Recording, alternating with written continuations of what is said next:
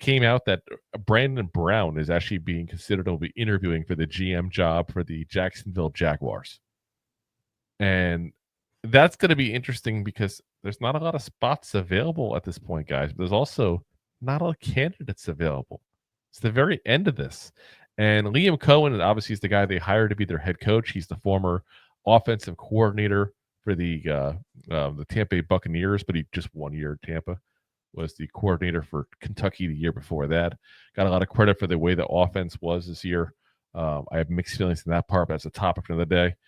And you probably will see his video. He goes, Duval. Like, that's the thing he's known for now. Because I don't know why he's saying it like some, 80s VHS tape at a dating game, but that's what he did. It's like waiting for Chuck Woolery to pop up at any time.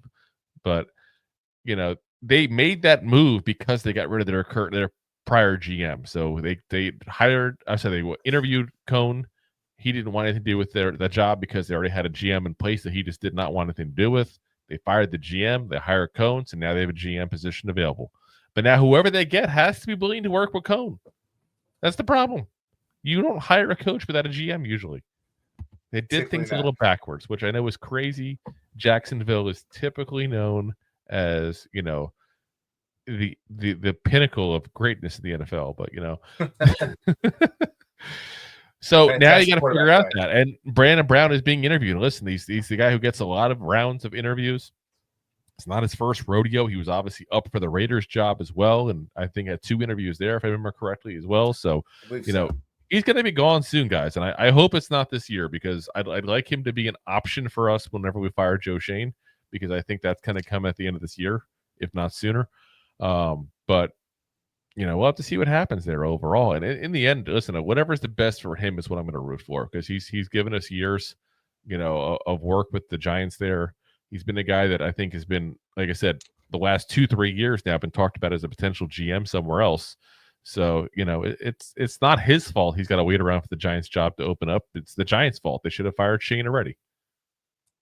So, let him go if he wants to go and gets a job offer. No, I hate saying this. I feel like I say this every job that pops up. But if I was him, I would not want the Jaguars GM job. That's not the team to go to. You don't get a lot of shots. You don't get a lot of shots. And like you just said, typically when you're a GM, you hire your head coach. You don't get that opportunity. So you're already starting off with one arm tied behind your back. Yeah. So you're just handicapping yourself. And the Jaguars top of it, oh yeah.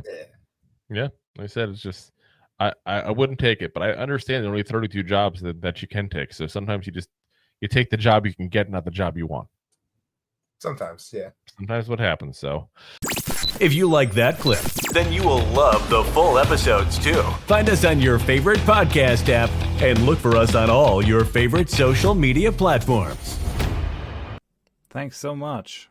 Please, I'm begging you. Please subscribe.